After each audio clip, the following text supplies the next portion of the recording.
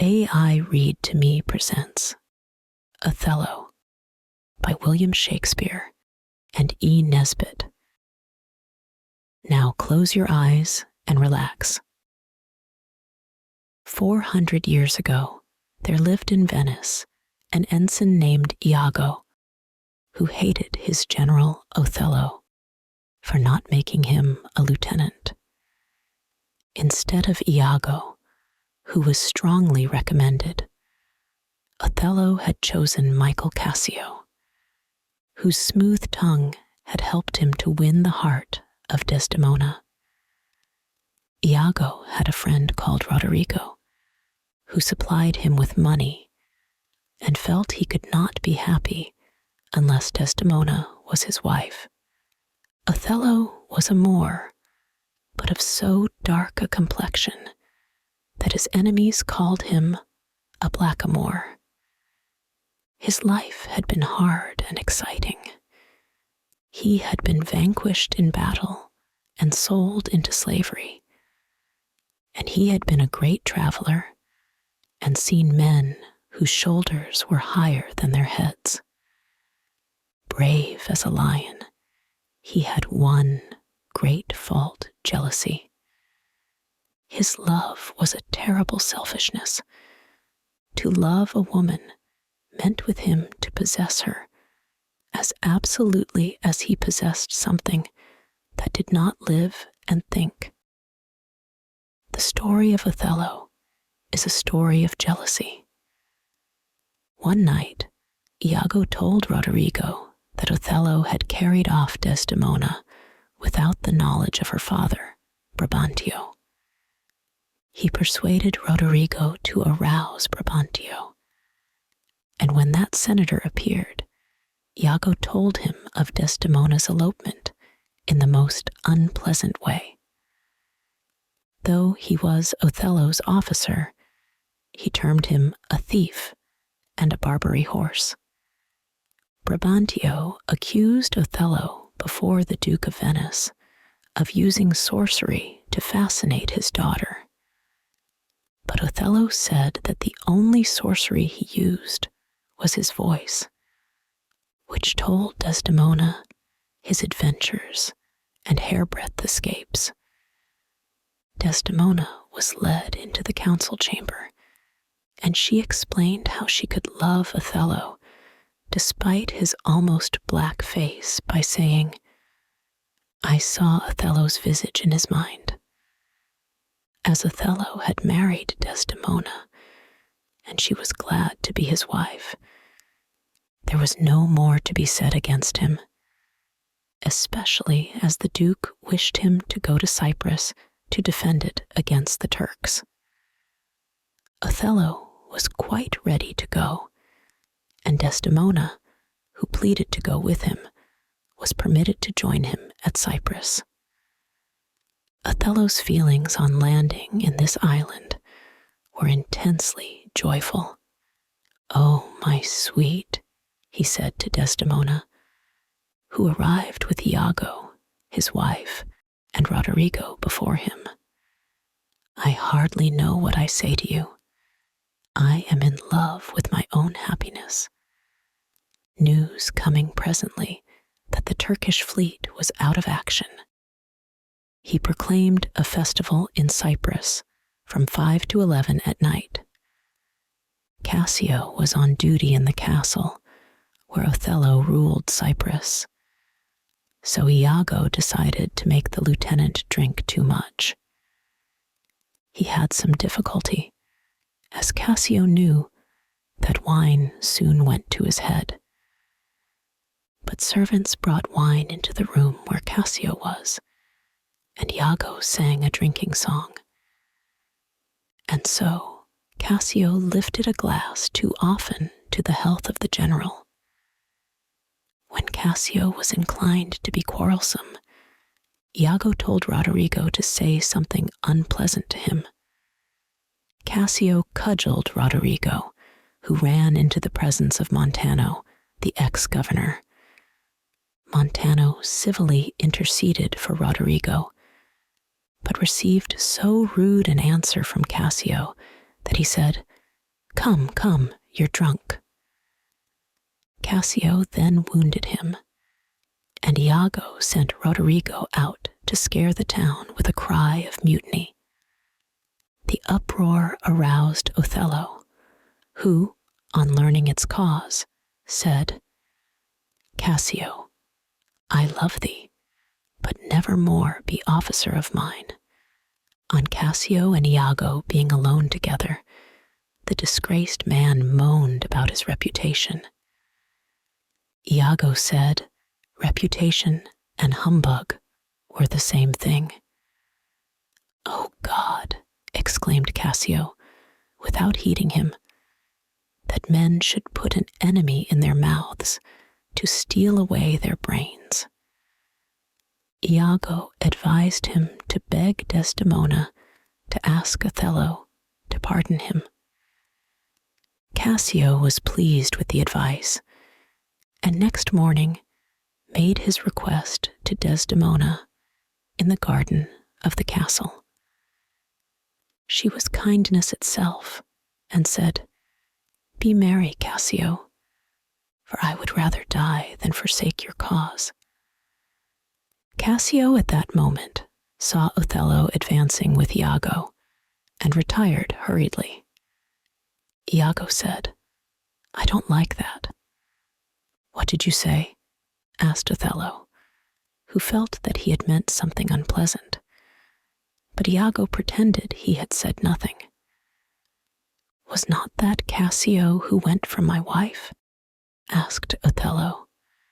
And Iago, who knew that it was Cassio and why it was Cassio, said, "I cannot think it was Cassio who stole away in that guilty manner." Desdemona told Othello that it was grief and humility which made Cassio retreat at his approach. She reminded him how Cassio had taken his part when she was still heart-free, and found fault with her Moorish lover. Othello was melted, and said, "I will deny thee nothing," but Desdemona told him that what she asked was as much for his good as dining. Desdemona left the garden, and Iago asked if it was really true that Cassio had known Desdemona before her marriage. "Yes," said Othello. "Indeed," said Iago, as though something that had mystified him was now very clear. "Is he not honest?" demanded Othello, and Iago repeated the adjective inquiringly, as though he were afraid to say no. "What do you mean?" insisted Othello. To this, Iago would only say the flat opposite of what he said to Cassio. He had told Cassio that reputation was humbug. To Othello he said, "Who steals my purse steals trash, but he who filches from me my good name ruins me." At this, Othello almost leapt into the air, and Iago was so confident of his jealousy that he ventured to warn him against it. Yes, it was no other than Iago who called jealousy the green-eyed monster, which doth mock the meat it feeds on. Iago, having given jealousy one blow, proceeded to feed it with the remark that Desdemona deceived her father when she eloped with Othello. If she deceived him, why not you? Was his meaning. Presently, Desdemona re-entered to tell Othello that dinner was ready. She saw that he was ill at ease. He explained it by a pain in his forehead. Desdemona then produced a handkerchief which Othello had given her. A prophetess, 200 years old, had made this handkerchief from the silk of sacred silkworms, dyed it in a liquid prepared from the hearts of maidens, and embroidered it with strawberries. Gentle Desdemona thought of it simply as a cool, soft thing for a throbbing brow. She knew of no spell upon it that would work destruction for her who lost it. "Let me tie it round your head," she said to Othello. "You will be well in an hour." But Othello pettishly said it was too small and let it fall. Desdemona and he then went indoors to dinner, and Emilia picked up the handkerchief which Iago had often asked her to steal. She was looking at it when Iago came in. After a few words about it, he snatched it from her and bade her leave him. In the garden he was joined by Othello, who seemed hungry for the worst lies he could offer. He therefore told Othello that he had seen Cassio wipe his mouth with a handkerchief, which, because it was spotted with strawberries, he guessed to be one that Othello had given his wife. The unhappy Moor went mad with fury, and Iago bade the heavens witness that he devoted his hand and heart and brain to Othello's service. "I accept your love," said Othello. "Within 3 days let me hear that Cassio is dead." Iago's next step was to leave Desdemona's handkerchief in Cassio's room. Cassio saw it and knew it was not his, but he liked the strawberry pattern on it, and he gave it to his sweetheart Bianca and asked her to copy it for him. Iago's next move was to induce Othello, who had been bullying Desdemona about the handkerchief, to play the eavesdropper to a conversation between Cassio and himself. His intention was to talk about Cassio's sweetheart and allow Othello to suppose that the lady spoken of was Desdemona. "How are you, Lieutenant?" asked Iago when Cassio appeared. "The worse for being called what I am not," replied Cassio gloomily. "Keep on reminding Desdemona, and you'll soon be restored," said Iago, adding, in a tone too low for Othello to hear, "If Bianca could set the matter right, how quickly it would mend."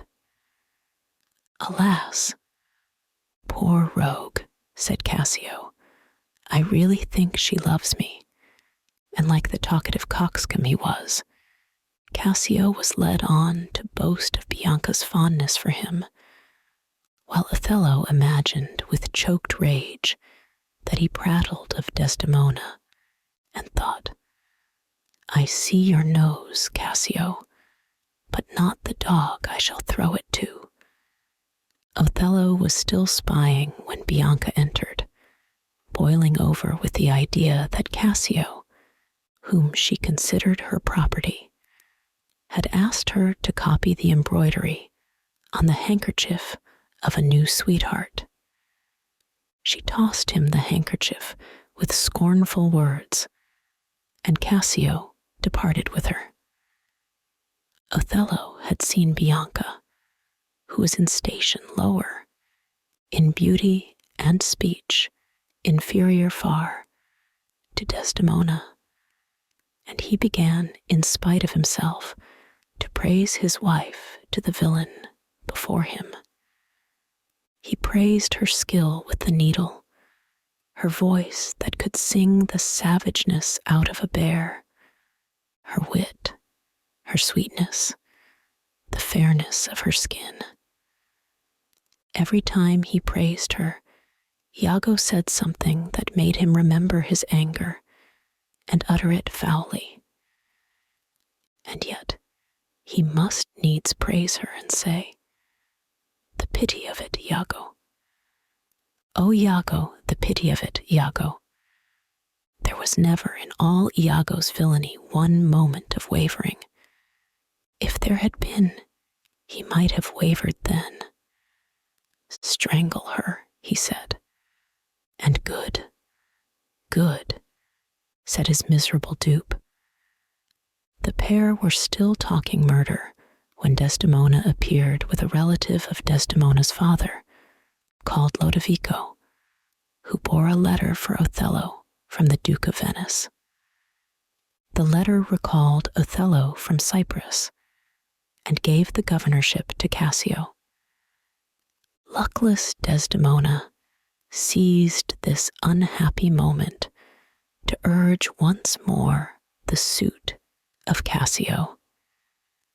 Fire and brimstone, shouted Othello.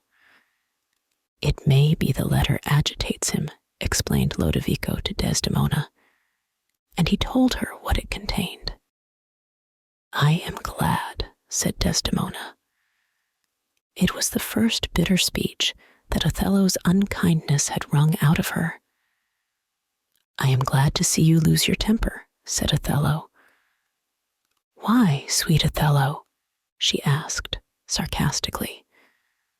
And Othello slapped her face.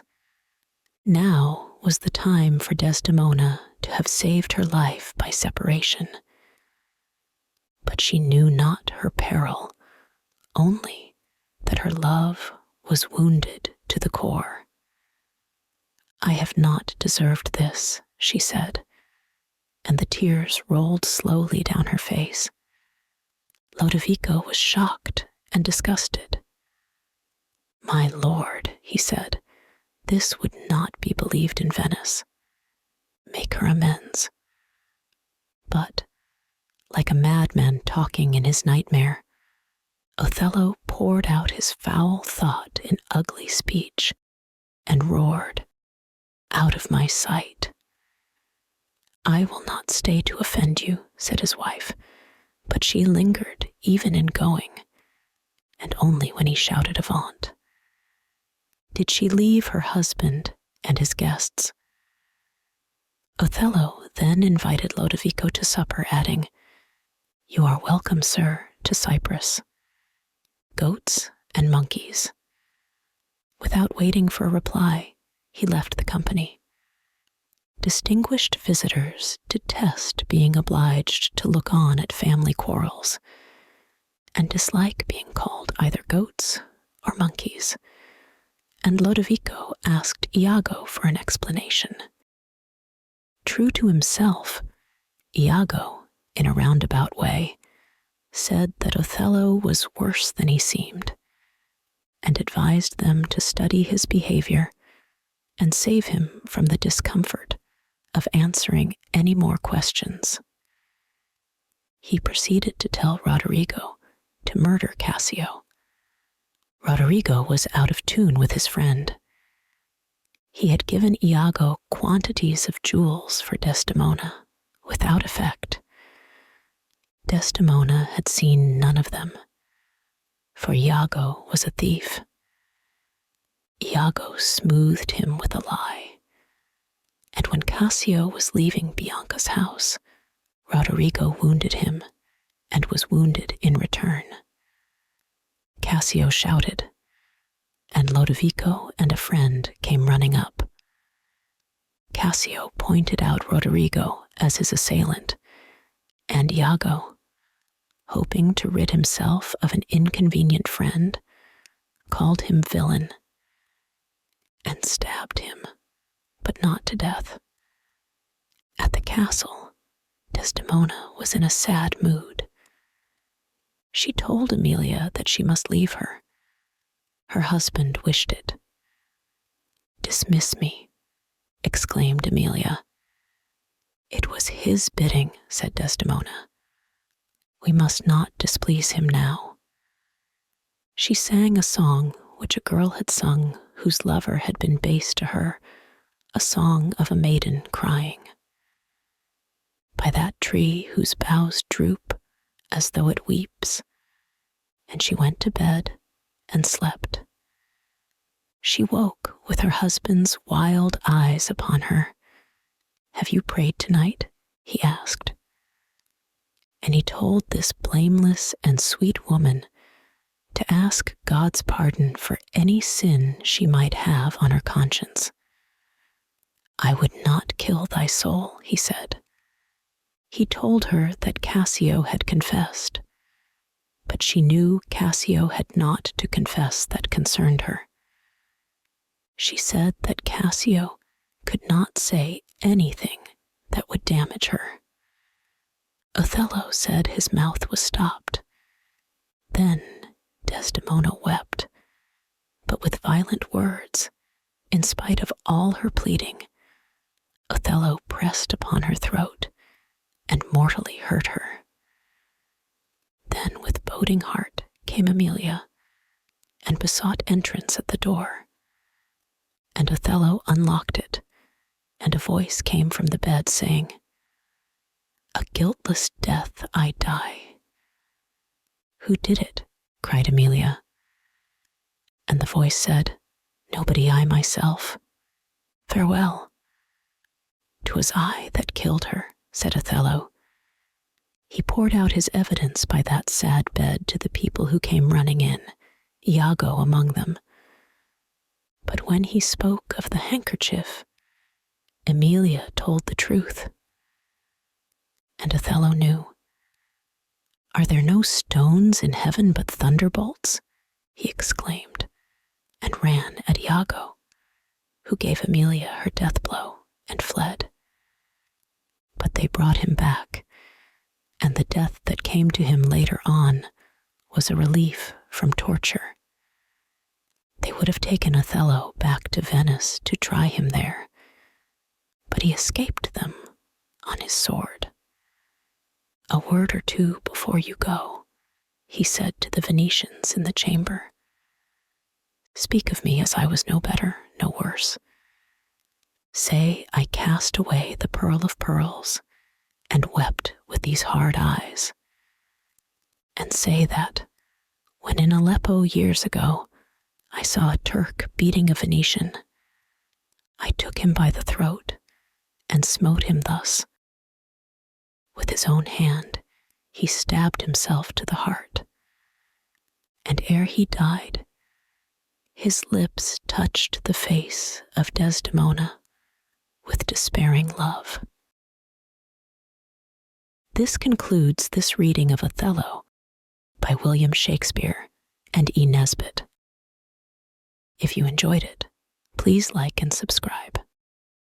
To listen ad-free, visit aireadtome.com or use the link in the description. Thank you for your support.